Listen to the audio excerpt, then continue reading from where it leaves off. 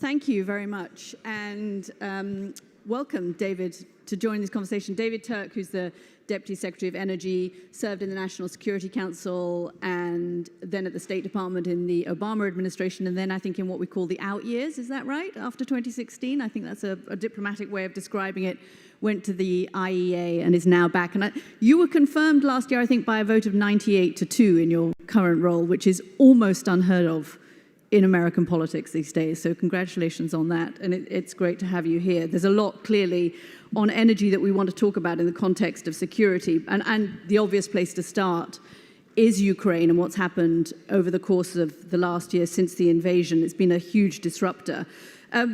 What do you think, just kind of give us the landscape, what you think it means in terms of energy security for the United States, for America's allies? It's a huge topic at the moment in Europe, obviously, heading into the winter. And how is the Department of Energy responding?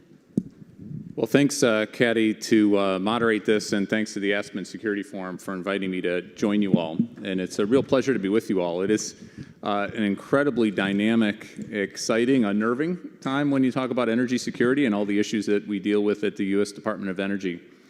And I think I've got a few reflections for you on this past year in particular, which has been a very busy and challenging year in many, many ways. One is, I think what's happened in Ukraine and Russia's invasion of Ukraine has been rightfully a real wake-up call. I remember going to Germany before the invasion, going to Germany right after the invasion, meeting with the new team, Minister Habeck and others there, and boy, they got the message. Now, maybe they should have got the message before. We were trying to do our part, but sometimes that's what it takes. And it's not just Germany, it's a number of other countries out there as well. So what we're trying to do, first and foremost, is help the Ukrainians, including increasingly on electricity and the energy sector more generally. For those who follow this, and those of us who have to spend a lot of time in windowless rooms getting security briefings and having meetings, what's going on is just outrageous. The destruction of the electricity sector, energy sector more generally, what that means for real people in winter. The Ukrainian winter is not an easy winter to get through, and we're trying everything we can, including working with U.S. industry. We've had many conversations with U.S. industry about if there's some equipment that can be sent over, and we're in the midst of actually doing some of that right now. Can you spell that out a little bit more? I know the Ukrainians have been asking the White House for this, to do all they can. What are you at the Department of Energy doing? What can the Americans do to try and help the Ukrainians get through the next few months, but I know that I think Zelensky said today it's going to be a very long time before they can rebuild their infrastructure, but they need to keep their people warm and their houses lit. So first, it's good to underscore just how concerted an effort is, repeated an effort is by the Russians to destroy the electricity sector, right? This is not just a bomb here or there or cruise missile here or there. This is a concerted effort, repeated salvos coming in, and the Ukrainians have, God bless them, like the resilience that they've had, the ability to put things back together in very challenging circumstances. So the good news is the U.S. has been working with Ukraine for many, many years, including on the energy sector, not just in this administration, not just in the past administration, but for several administrations. So we've got a lot of good relationships. We've got a lot of good technical understanding of what's going on. We've got some of our national labs who have been working with Ukraine for many, many years. So we're leveraging all that. So we're working with the State Department, we're working with USAID, we're working with Europeans, but G7, other countries as well. And first and foremost, we need to let the Ukrainians let us know what their priorities are. What are the types of equipment? We have spreadsheets that literally are hundreds and hundreds of items from the Ukrainians, and really getting a prioritization from it, and then we update that on a weekly basis. So we know that here's the equipment they're looking for, here's the priority they're looking for it. And then we figure out, well, where can we get that? Where can we get that as quick as we can possibly get it, because there's a real sense of urgency here. Sometimes that's from European suppliers, given the voltage and other kinds of issues along those lines. Sometimes they don't have it, and we can look to U.S. industry and see what kind of procurement vehicles we can use to try to get that over there, working with Department of Defense in terms of the transport of that equipment, et cetera. So it is a multifaceted, multi-country, multi-agency effort, and it's incredibly inspiring to see colleagues within the U.S. government elsewhere working incredible hours to get this done. And I think it'll be a big deal. This will show resolve. It'll show another data point of resolve from democratic countries helping each other. Two quick questions on that, and then let's move to clean energy, which you've worked on a lot, and transitions, particularly for countries. But a quick follow-up on that. Was it anticipated that the Russians would use this tactic? And if so, kind of what was done to sort of anticipate that and to help the Ukrainians shore it up? And do you think you will be able to assist the Ukrainians in what will have to be a short period of time because the cold is setting in, and get them the energy they need, the civilian energy they need? So we've been planning, certainly in the U.S. government, and I feel incredibly proud to be part of this administration who's done phenomenal work. Even before many people thought Russia was going to invade Ukraine, and our intelligence experts were saying this is going to happen and there's a high likelihood of that.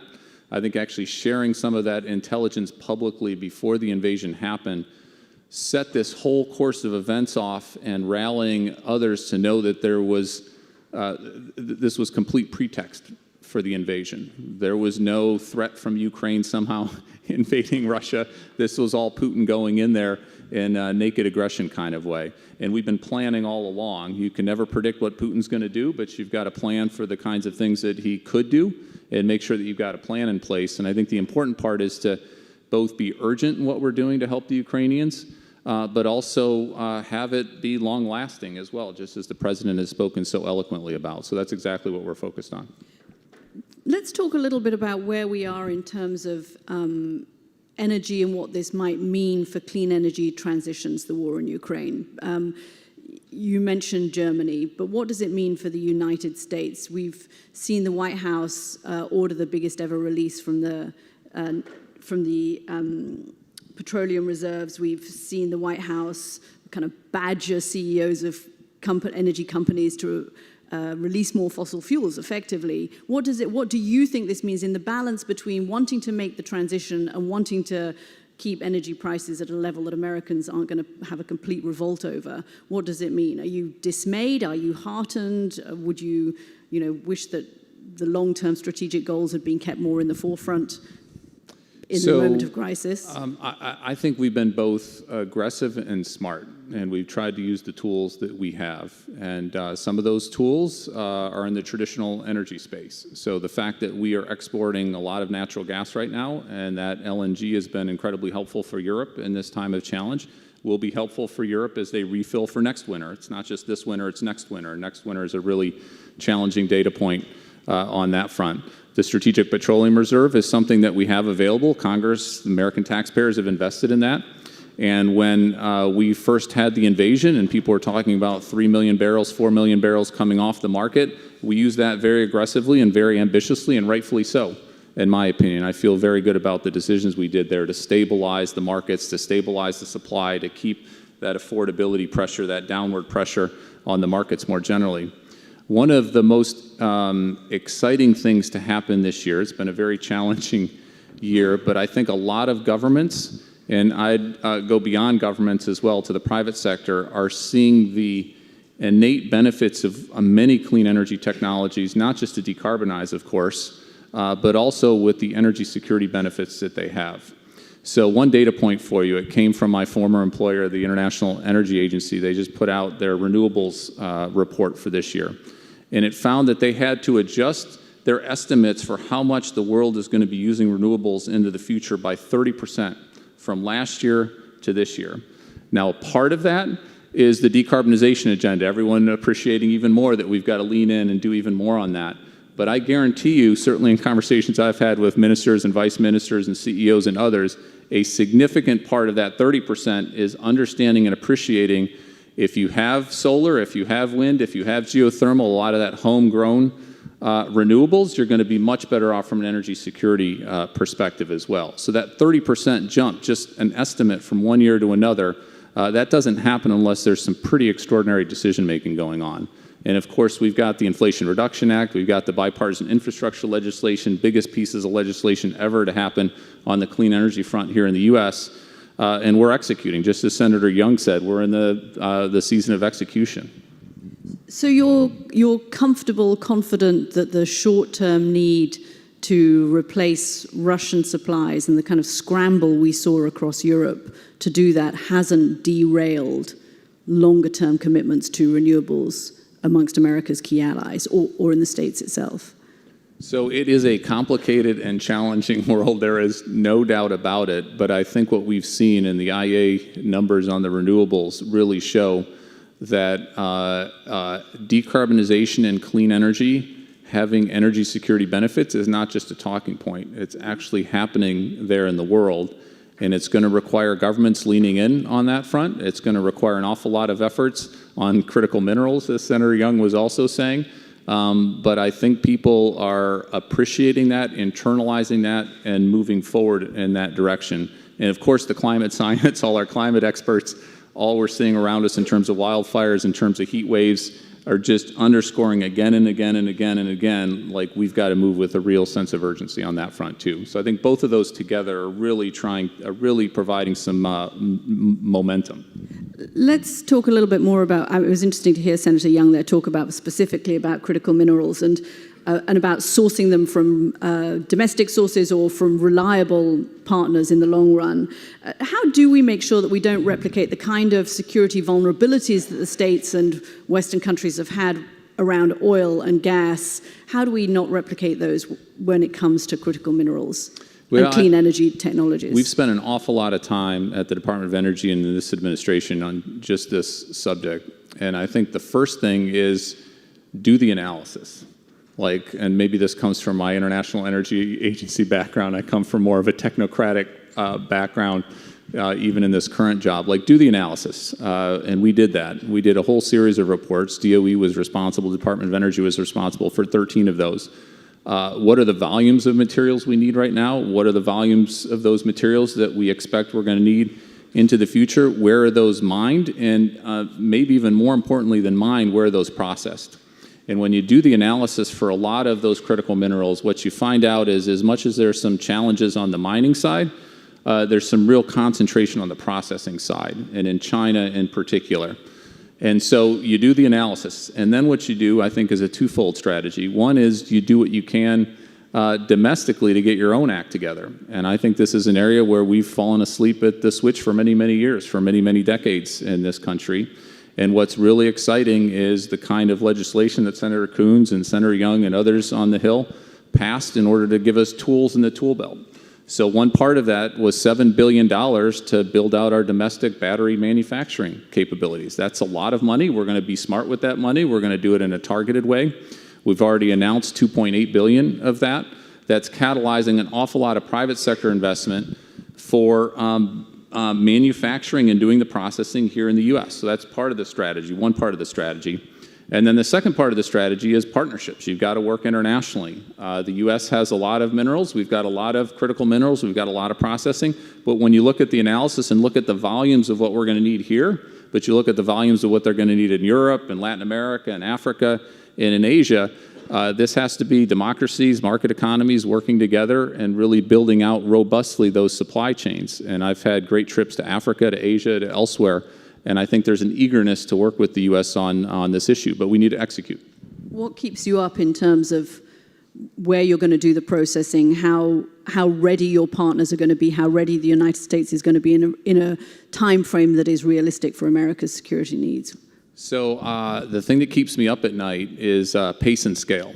We just need to move at pace and scale on this. When you look at the numbers and you see, oh, we need 13 times this at this time into the future, we've just got to move, and we've got to move quickly.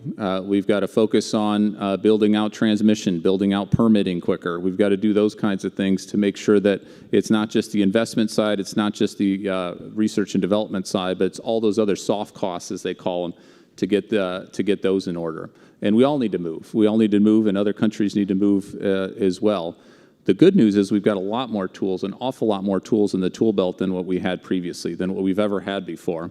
So these historic pieces of legislation, just to put it through a Department of Energy lens, which is what I view, we've now been given $100 billion on top of our regular budget, 80 new programs all across the board in various clean energy technologies. Some are cost shares, some are consumer rebates, et cetera, and we just need to execute and use those tools. But it's the pace and scale. We just need to move quickly. The other thing, too, thinking about critical minerals, we're doing a lot of research and development in our labs on recycling, using different kinds of materials as well. So it's not just doing more and more and more of something, it's can we be smarter? Can we do the kinds of things that DARPA and ARPA-E and the rest of the Department of Energy have been focused on in accelerating that innovation piece in addition to the deployment piece? Talk about that a little bit more. I know that you like to say, there's no silver bullet, there's a whole scattershot of things that need to be done, and they all need to be done at the same time, and they all need to be scaled at the same time, and the investments all need to be made at the same time. But if you look at what the work is that you're doing at the DOE, and you've worked a lot on transitions in this respect when you were at IEA, what is it that most excites you about the technology that is out there that you see as being potentially scalable at the rate that we all need? So, is there one thing you point to that you wish we could invest more in? Or that so the challenging part is I'm asking for a Christmas gift here. Exactly.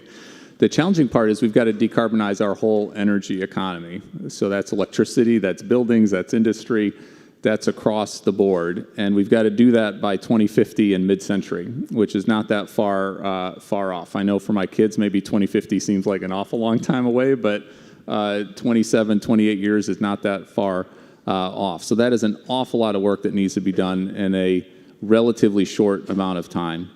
It's incredibly exciting to see some of the progress we're having in some technology areas, the solar PV costs, wind. We're now doing offshore wind like we've never done before in the US. The EV revolution is happening. It's incredibly exciting to see the models, the battery infrastructure, all of that being built out on that. But we've got to keep doing the innovation and the R&D and keep driving those costs down further. We need a whole range, as you said, a silver buckshot, a whole range of technology solutions with the policy levers. The Inflation Reduction Act, the bipartisan infrastructure legislation gives us tools to be in the game to do those kinds of things. We need to execute. And it all comes down to unleashing and incenting the private sector and the market economy. That's who does, for those of you who are in businesses and companies, you guys do stuff in the real world and you do it at scale. And what we're trying to do is help unleash that. You can make a whole bunch of money and you can also save the planet in the process. And that's pretty exciting. Well, what's the... as far as I understand it, and I'm not an expert in this field, but as far as I understand it, we have a lot of the technologies. You know a lot of the technologies. The problem seems to be in the scalability. Is there a common thread in the problems of scaling, or does each specific technology have a different scalability problem, as it were? So there's definitely the scalability issue. We do have a lot of technologies. We've driven down the costs of many of these technologies. Solar PV is a good example, and some other areas have had dramatic cost reductions.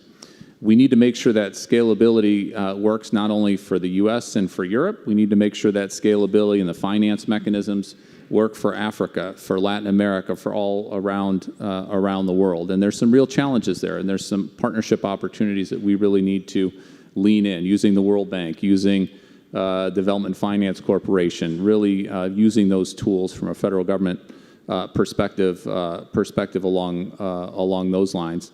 But we've just got to keep at it, and we have to also focus on the harder to decarbonize, the so-called harder to decarbonize sectors. We've got some solutions for... such as? Well, such as a couple to just put out there. Industrial applications, whether it's steel, cement, other kinds of sectors as well. That's a significant part of emissions. It fuels our economies, literally, and we've got to have solutions that work at cost-effective means to do that. There are some promising solutions, but we're not there yet at the cost-effective level. Another one is heavy-duty freight. So we've got electrification for passenger vehicles. That's coming along a lot quicker than I think a lot of people expected it to come along. I think we're going to have a real revolution. We're trying to build out the charging infrastructure. We've got some incentives for purchasing. But we've got to have those heavy-duty, long-distance freight solutions as well. It's a little tougher to electrify. There are some electrification solutions. There are some hydrogen solutions, other solutions as well. But we've got to lean in. We've got to do the investment now because it takes time, unfortunately, to drive those costs down. And you've got to make those innovation investments now in order to have those full range of technologies available. What's your best, most realistic estimate on a time frame at which point we will be able to wean ourselves off hydrocarbons to the extent that we need to and replace it with renewables in our in everything we do in our lives So to get to net zero? Do you have a date? Yeah, the Can way I sort of look at this, and I've been focused on climate and clean energy internationally, domestically for quite some time in my career. Let's listen to the scientists. Let's look at the models. Let's look at what experts who focus their lives on this. And obviously, it should be open science, and people should test each other's hypotheses and propositions and theories and all of that. But what I hear is we have a real emergency and we have a real urgency. And again, I go back to 2050 and mid-century. We've got to get to net zero by mid-century. The U.S. has to get to net zero by mid-century. Other countries, now I completely get it, developed countries, developing countries, you look at the emissions profile of India or countries in Africa right now, it's completely unfair in terms of the per capita emission rates, and we've got to take that into account very clearly. But we've got to get the world to net zero as quickly as we possibly can get to it. We'll have some negative emissions. We've got to focus on negative emission technologies, but we have to work across the board. So I start at that premise that this is not an optional exercise. This is a mandatory thing that we've got to focus on. And then how do you get there? How do you do it in the real world? How do you use the government levers? How do you take advantage of companies with phenomenal logistics expertise and expertise, including in the oil and gas sector? How do you leverage that? How do you get them? How do you incent that? How do you work that so that we can have everyone taking advantage of the market opportunities and going as quickly as we possibly can? So I literally have in my own head, like, the quicker we go, the quicker we go, the quicker we go, and we still need to go quicker. So you're back timing from 2050. What does that mean? I can see what that means for the United States. What does it mean? And this, you may feel this is outside of your remit, but what does that mean for a country like Saudi Arabia, a complicated partner, sometimes an adversary, sometimes an effective partner for the United States, and for somebody like MBS trying to transition his own economy in that time frame? Is it something that you're watching, how countries like Saudi Arabia can do that transition, how they can he transition his economy? Because if he doesn't, what does that mean for him and therefore potentially for Saudi Arabia as a partner? The way I look at it, and hopefully this is a constructive way to look at it, and I don't think it's Pollyannish, is to try to see the world, whether it's Saudi Arabia or I was just in Ghana recently, in South Africa, how do you view things through their eyes? There is a huge, huge market opportunity here. There's an awful lot of money to be made. And I think the question you ask a country or a company is, what's your comparative advantage? Let's do the analysis again. Where can your country have some real opportunity space going forward here? I've had several conversations with the Saudi oil minister and others, and they've got an awful lot of ability to do renewables at scale, solar in particular.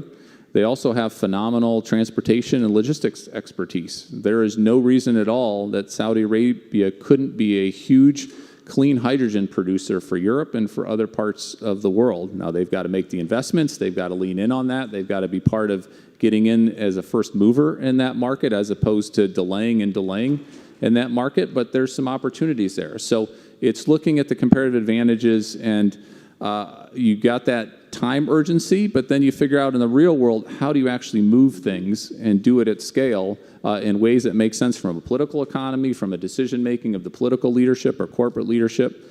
And I think that's where we need to have more and more conversations with real-world actors. Yeah, and it's not difficult to see how making that turn for somebody like MBS is a key security issue for the United States as well. We've just got a couple of minutes left. Let's talk a little bit about nuclear. We haven't touched on that. Given, where are we in terms of safety concerns? Where are we in terms of cost concerns? I think the new plant in Georgia is costing the latest estimates are $30 billion. What role does the DOE see nuclear playing in this transition, and how are you dealing with that? So we've spent a lot of time on nuclear over many, many years, and we are continuing to spend a lot of time and money, including new money that Congress has given us through these bills. So I think nuclear, it's useful to look at it in two buckets. One is the existing nuclear, the big nuclear plants. We're all familiar with them. Sometimes I think people lose sight that is 20% of our electricity production right now in the U.S. That is a big percent. When you look at the overall clean energy production, it's 50% right now. So that existing nuclear is allowing us to have a big, big head start, if you will, in decarbonizing electricity in particular. We've got several programs, including $6 billion in funding, to try to keep that existing nuclear out there safely as long as it can so that we can benefit from that carbon-free carbon-free power. The other part, and we've invested in this for years, we got another $2.5 billion in this latest piece of legislation on small modular reactors, advanced reactors. Incredible excitement there, not only in the US, but internationally as well. Country after country I go visit are asking about the SMRs. Where are they? When will they be available? Whether it's NuScale, there's a range of other companies out there as well. And there's some really interesting benefits from that as part of a baseload power to help complement renewables going forward. So we're investing big time, and I think we'll see some really interesting things happen in that space. I'm sure the Germans wish they'd spoken to you beforehand. I have talked to the Germans about nuclear power several times, and even their thinking is shifting. It's really interesting to see the shifts in thinking. Yeah, clearly, as they have said, it's something that they were thinking of decommissioning before the war. Now they're looking at reopening again. David Turk, thank you very much for joining us. Thanks, Katty.